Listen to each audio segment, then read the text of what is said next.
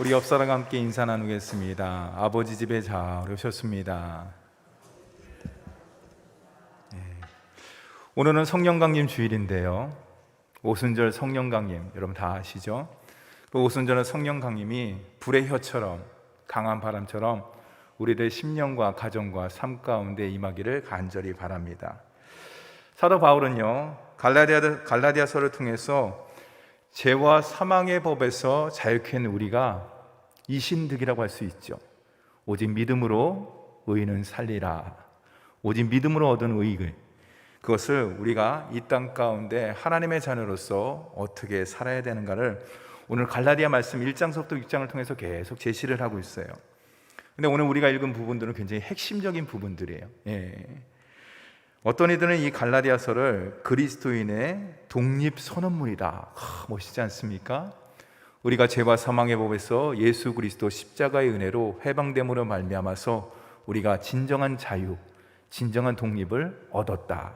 그 선언문이 바로 갈라디아서다라는 것이에요. 이 갈라디아서의 기록 배경은요, 바울의 1차 전도 여행 때 바울이 갈라디아 교회를 세웠습니다. 그렇죠? 약 AD 47년경에 기록된 것으로 추정을 하고 있습니다. 이 갈라디아서의 주제는요, 한마디로 그리스도 안에서의 자유예요. 우리 하나님의 자녀가 예수 그리스도를 믿음으로 말미암아서 참 자유를 얻었는데 그 자유가 어떤 것이냐, 그 자유로운 삶을 살기 위해서는 우리에게 무엇이 필요한 것을 오늘 구체적으로 말씀하고 있습니다. 사도 바울은 그리스도인의 이신득이 주님 안에서의 삶, 믿음의 삶, 성령 충만한 삶이라고 정의를 하면서 갈라디아 교회를 향해서, 갈라디아 성도를 향해서 네 가지를 당부하고 있어요. 그게 뭐냐? 성령 충만의 네 가지, 성도의 삶의 기준, 어떤 표준이라고 할 수 있죠. 우리가 어떻게 살아야 되는지. 첫째는 뭐냐? 저를 한번 따라서 하겠습니다. 성령을 따라 행하라. 성령의 인도함을 받아라. 성령의 열매를 맺어라. 성령으로 살아라. 이게 다른 것 같으면서도 연관성이 많아요. 비슷한 것들이 많이 있어요. 그럼 어떻게 하면은 하나님의 자녀인 저와 여러분이 성령의 열매를 맺을 수가 있을까? 첫째는요, 성령을 따라서 살아라 라고 사도 바울이 권면을 하고 있습니다. 다 같이 16절 말씀을 함께 읽도록 하겠습니다. 시작. 내가 이르노니 너희는 성령을 따라 행하라. 그리하면 육체의 욕심을 이루지 아니하리라. 오늘 읽은 구절, 우리가 16절에서부터 26절에 성령이 몇 번 나오는지 한번 체크를 한번 해보셔요. 무려 7번이 나옵니다. 그게 뭐예요? 강조하는 것이, 하나님의 자녀의 삶을 뗄 수 없는 것이 있는데 그게 뭐냐? 성령 하나님과 동행하는, 성령을 따라 살아간다는 것이에요. 사는 성도는. 그렇다면 성령님이 누구예요? 성령님. 목사님, 성령님은 삼위일체 되시는 거룩한 위에 제3위, 그렇죠? 성자 예수님, 그렇죠? 성부 하나님, 그 다음 제3위 성령 하나님이지 않습니까? 맞습니다. 성령님은 죄와 사망의 권세로부터 우리를, 율법으로부터 우리를 해방시켜 주신 분이 아니지 않습니까? 네, 맞습니다. 오늘 말씀 가운데 성령은 우리의 육체의 욕심, 죄의 본성을 이겨낼 수 있는 파워, 능력 그 자체고, 우리를 그것으로부터 건져내시는 분이시고 돕는 자시고, 그래서 부회사라고 이야기하고 있지 않습니까? 맞습니다. 근데 이것은 우리가 머리로 하는 것이, 성경의 지식을 통해서 하는 것이, 여러분의 삶 가운데 있어서 성령님은 어떤 분이십니까? 그 성령님을 모시고 산다는 것은 과연 무엇인가? 오늘 말씀이 쭉 이야기를 하고 있어요. 성령을 따라서 우리가 행할 때 우리에게 주시는 귀한 약속이 있는데 그것은 뭐냐? 육체의 욕심을 이루지 않는다. 육체의 욕심은 19절 말씀에 쭉 이야기를 하고 있습니다. 저는 그것을 이야기하고 싶지는 않아요. 그럼 육체의 욕심을 이루지 않기 위해서는, 이 땅 가운데 하나님의 자녀로서 성령 충만한 삶을 살기 위해서는 성령을 따라서 나아가는 삶을 살아야 되는데, 성령을 따라 행한다는 것이 과연 무엇인가? 여러 가지 의미가 있지만 한 가지만 말씀드리겠습니다. 성령님께 반응하는 거예요. 하나님의 자녀로서 성령과 내조하는 자로서 날마다 성령님께 반응한다는 것이, 우리가 성령님께 반응하기 위해서는 어떻게 될까요? 우리의 모든 시각과 오감과 모든 초점을 어디에다 둬야 되냐? 세상에 둘 수 없어요. 그러면 성령께서 우리에게 말씀하실 때 우리가 딴 생각하고 딴 말할 수가 있는 것이에요.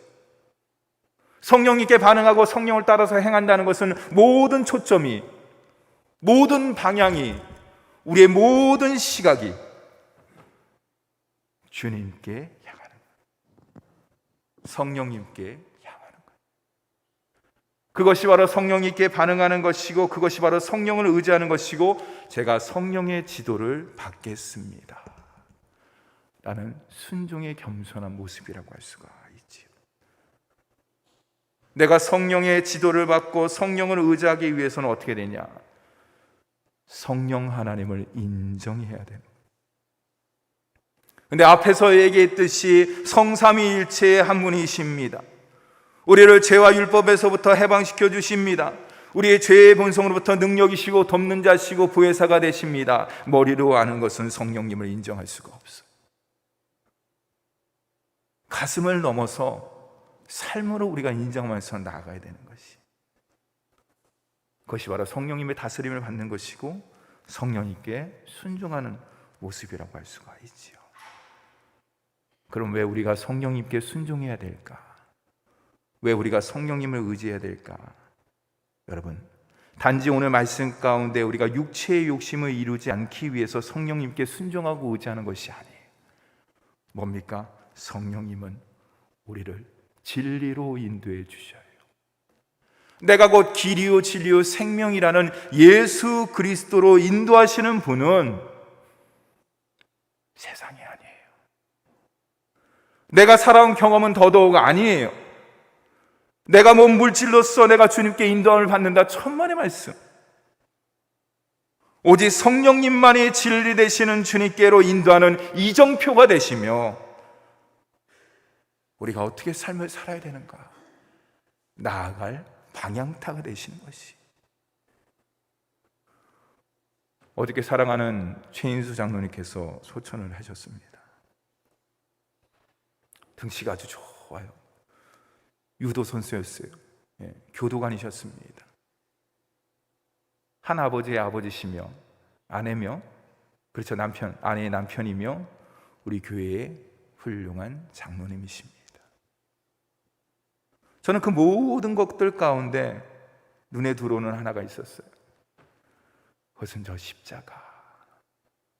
그래서 제가 어저께 설교했어요. 위로 예배 드리면서 아버지로서, 남편으로서, 장로로서 역할을 충성스럽게 감당할 수도 있지만은 그렇지 못할 수도 있다. 우리가 인생을 살면서 아쉽잖아요. 내가 아버지로서 잘 살아야 되는데 그럼 훌륭하게 사십니까? 그렇지 못할 때가 있잖아요. 엄마로서도 그렇고, 남편으로서도 그렇고, 더더욱 목사로서도 그렇고, 아쉬움이 많이 있는 것이에요. 그럼에도 불구하고 저 십자가, 그 하나만으로 모든 것이 다 덮어지는 거예요. 덮어지는 거예요. 왜냐? 그 십자가는 내가 아버지와 장로의 역할, 남편의 역할, 아내의 역할을 잘 감당해서 주어지는 게 아니기 때문에. 만세전에 영원전에 하나님께서 나를 택해 주시고 진리의 영 성령께서 나를 붙잡아 주시고 날마다 인도해 주셨기 때문에 그 십자가를 달 수가 있는 거예요. 2019년 4월 제가 부임하고 나서 짧은 기간에 장로님과 함께 보냈습니다. 지금도 기억합니다. 저기 중 2층에서 예배 드리시고 그 힘든 몸을 이끄시고 일주일에 3번씩 투석을 받으시면서 여기 교회 앞에서 이제 그늘에 쉬셔요. 따님이 여기 가까운 피아노 학원을 운영하니까 차량 운전하면서. 그러면서 얘기하는 거예요. 장로님, 투석하니까 많이 힘들죠? 그랬더니 얘기하시는 거예요. 속마음을. 죽는 것보다 힘든 것 같네요. 얼마나 힘들면 그렇겠습니까? 근데 목사님, 힘이 나요? 힘이 나요. 투석에서 힘이 나요? 아니요. 힘들 때 하나님 말씀 봐서, 유튜브가 얼마나 좋은지, 스마트폰이 얼마나 좋은지, 투석할 때마다 그 3-4시간 투석할 때마다 목사님 설교 듣고 또 듣고 듣고 또 듣고 듣고 또 듣고. 하나님 말씀 가까이 하니까 주님께서 결국에 그렇구나, 저 십자가, 끝까지 하나님께서 함께 해주시는 그 표시, 그 십자가가 우리의 눈에서 눈물 닦아주시고 아픔과 고통도 다 사라지게 하는 것이구나. 사랑하는 성도 여러분, 생각해 보면요, 내가 예수를 믿었다고 해서 내 안에 있는 육체적 욕심과 죄의 본성이 다 사라집니까? 다 사라지나요?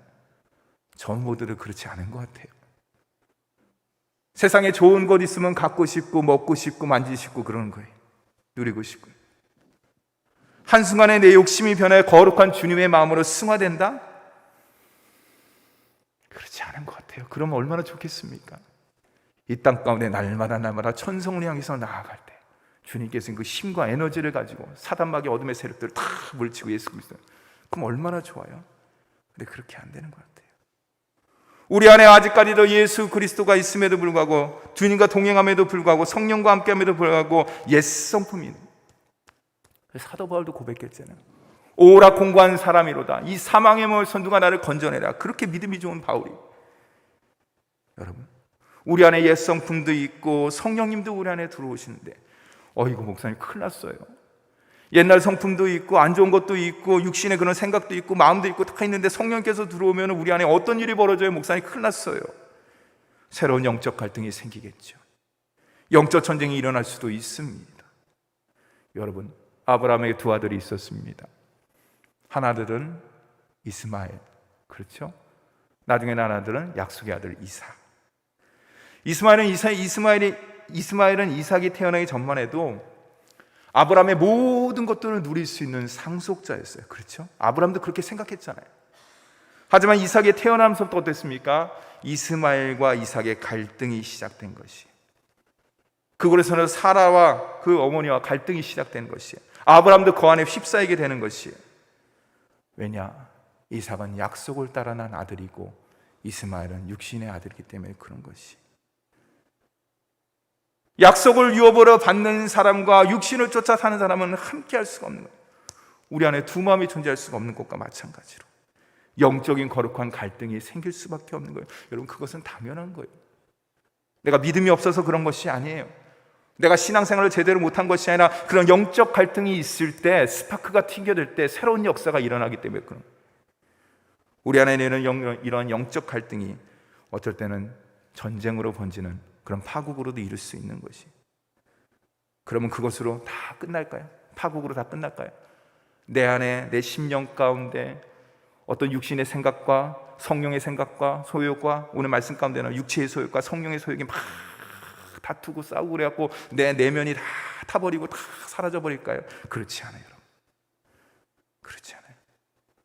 성경을 보니까, 제가 말씀을 묵상을 해보니까 놀라운 사실을 발견했어요.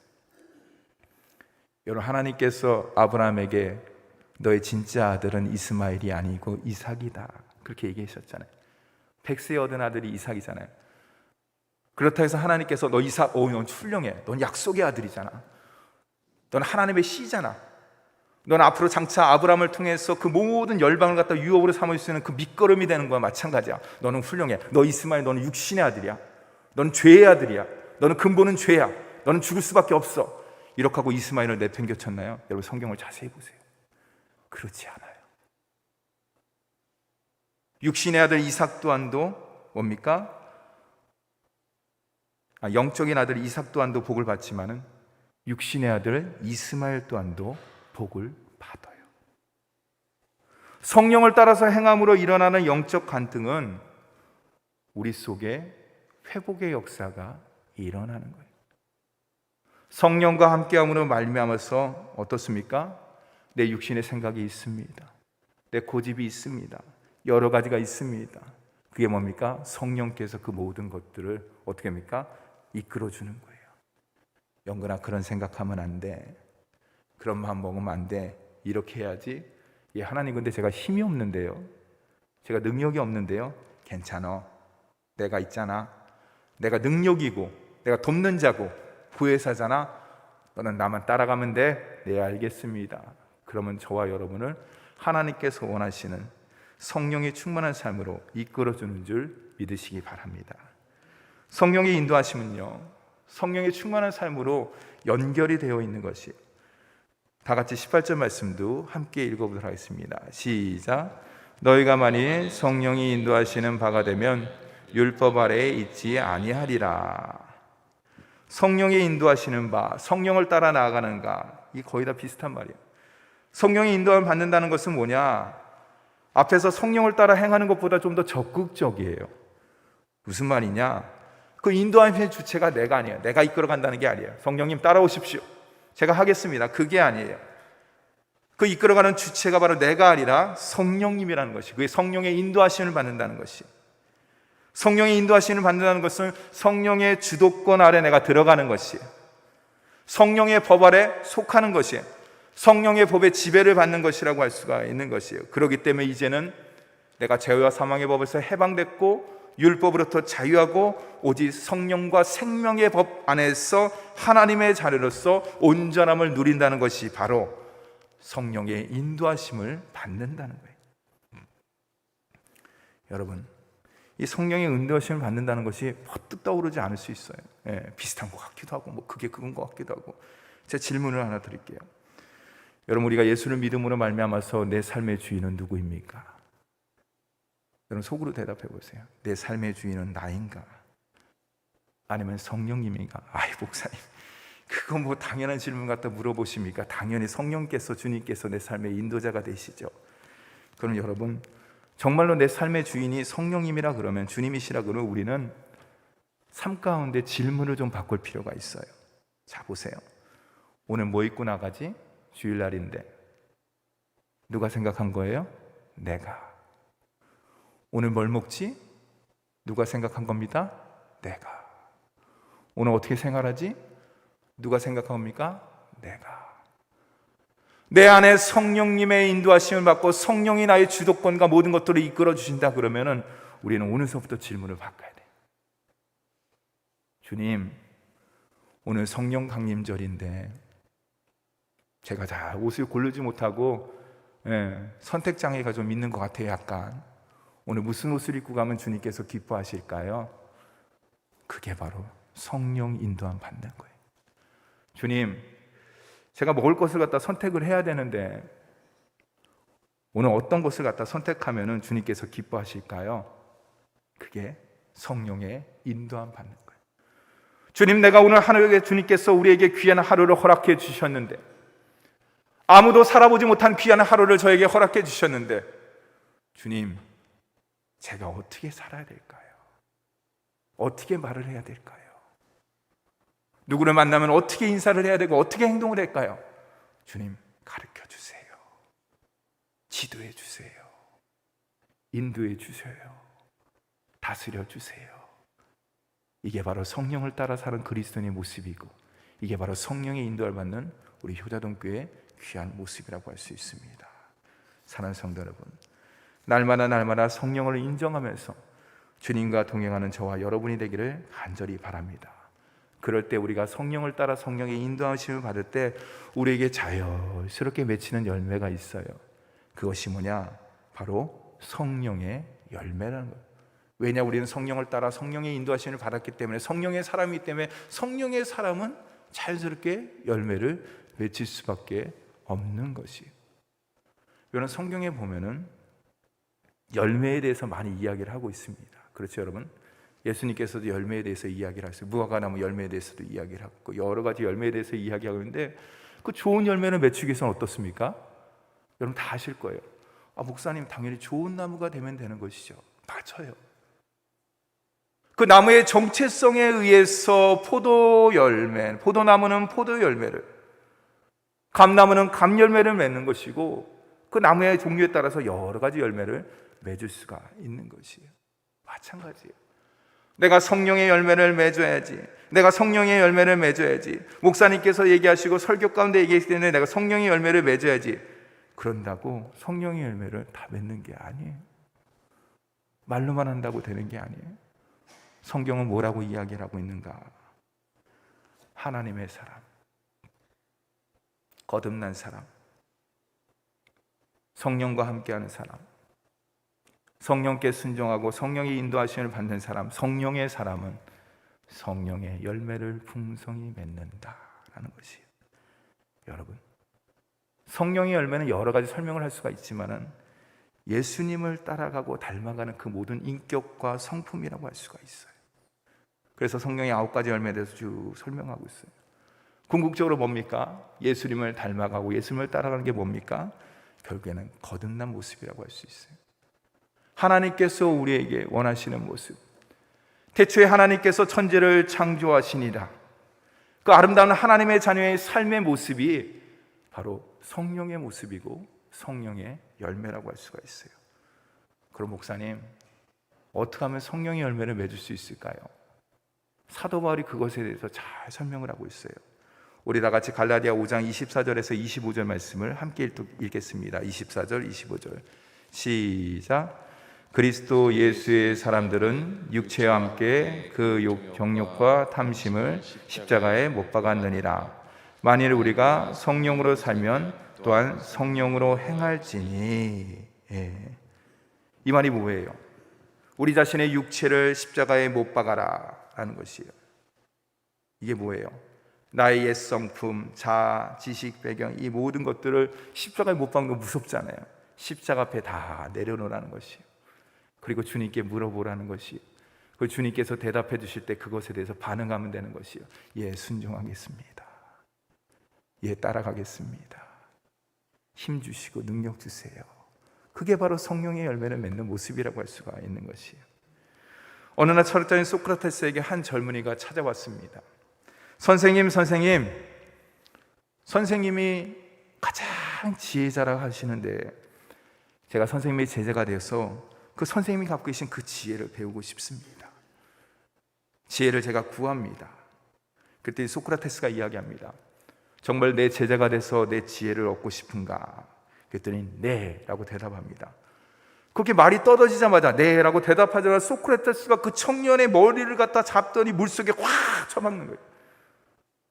꺼내주지도 않아 계속 쳐박는 거예요. 여러분 경험해 보셨습니까? 저는 경험을 해봤어요. 이렇게 거꾸로 뒤집혀지는 경험. 예, 물속에서, 바다에서. 그럼 어떻게 됩니까? 아, 이거 진짜 죽을 것 같아요. 예, 발버둥 쳐도 이게 고개가 얼굴로 올라가지 않으니까. 청년이 막 살려달라는 듯이 막 숨을 쉬기 위해서 막 몸부림칩니다. 한참을 몸부림치다가 고개를 갖다 드는 거예요. 그러면 소크라테스를 또라지게 쳐다보는 거예요. 그러자 소크라테스가 다시 한번 그 눈빛을 보자마자 다시 한번 머리를 갖다 잡더니 물속에다 다시 한번 쳐박습니다. 그러니까 막 숨쉬기 위해서 막 발버둥을 칩니다. 그리고 놓아줍니다. 이 청년이 화가 났어요. 화가 머리끝까지 났어요. 아니 내가 선생님에게 지혜를 가르쳐 달라 그랬지 언제 물속에 저를 갖다 쳐박으라고 얘기했습니까? 그러자요 소크라테스가 유명한 말을 남겨요. 우리 함께 읽겠습니다. 함께 읽겠습니다. 시작. 숨 쉬려고 몸부림치는 것 같이 지혜를 얻으려고 몸부림친다면 자네는 반드시 지혜로워질 것이네. 잠깐 띄워주세요. 숨을 쉬려고 몸부림치는 것은 본능이에요. 아니면 죽으니까. 지혜를 얻으려고 그것처럼 복는처럼 마치 내가 지혜를 갖다 탐구하기 위해서 지혜를 얻기 위해서 태어난 사람처럼 지혜를 얻기 위해서 몸부림친다면 자네는 반드시 지혜자가 될 것이다 하는 것이. 여러분, 세상의 지혜도 이렇게 사모해요. 이렇게 갈급해 하는데 하나님께서 우리를 하나님의 귀한 자녀 삼아 주셨잖아요. 그냥 된 게 아니잖아요. 하나님 아들 독생자 예수 그리스도께서 십자가상에서 물과 피를 다 쏟아주시고 네가 이제부터는 하나님의 자녀다. 죄의 더러운 것들을 다 벗겨주고 거룩한 주님의 세마포를 다 입혀주셨는데 어라? 세상 보니까 세상이 너무 좋아. 구원받았는데 이것도 해보고 저것도 해보고 여기도 다녀보고 저기도 다녀보고 괜찮아요. 근데 세마포를 보니까 옷이 지저분해. 여러분, 주님께 나아가면 되는 것이에요. 근데 주님께 나아가기 위해서는 우리에게 필요한 게 있어요. 뭡니까? 의지로 되는 게 아니에요.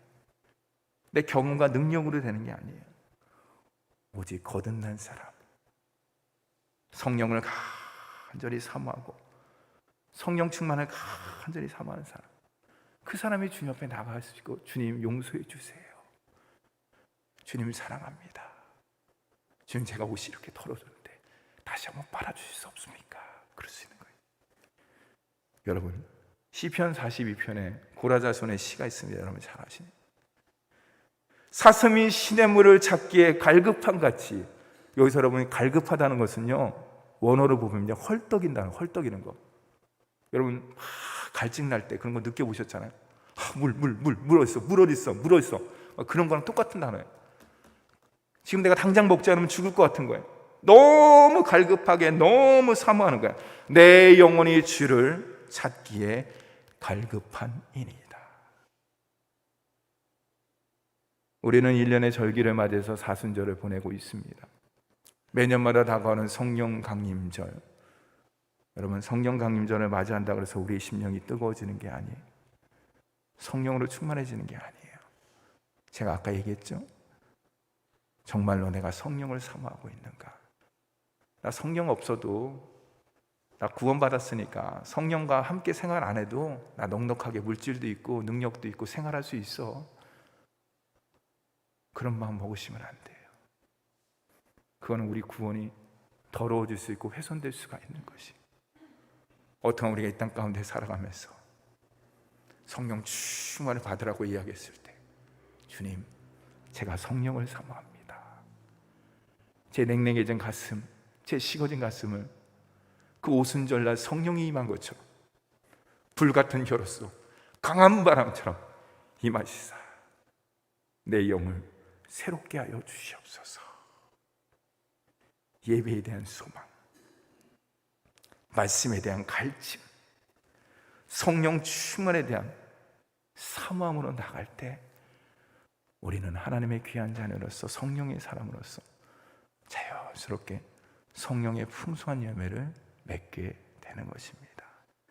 사랑하는 성도 여러분, 더 성령님을 사모하시고 더 성령님을 모시기 바랍니다. 그러기 위해서 아까 제가 질문을 드렸죠.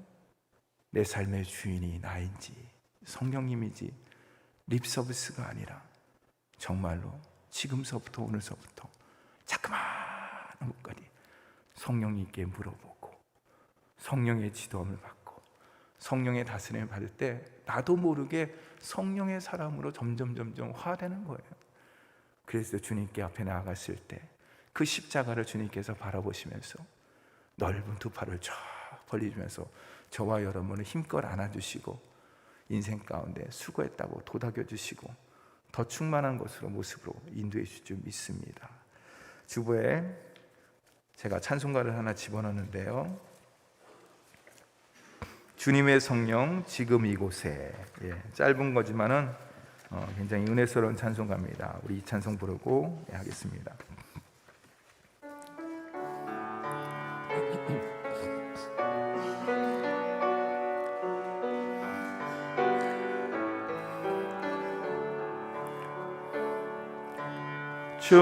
주님의 성령 지금 이곳에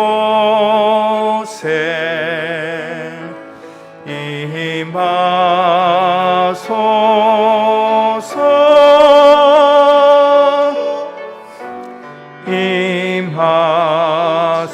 가슴에 손 얹고 주님의 성령, 주님의 성령 지금 이곳에 임하소서.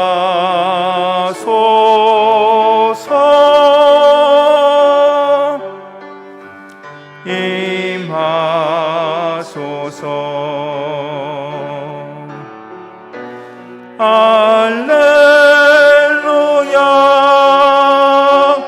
할렐루야 할렐루야.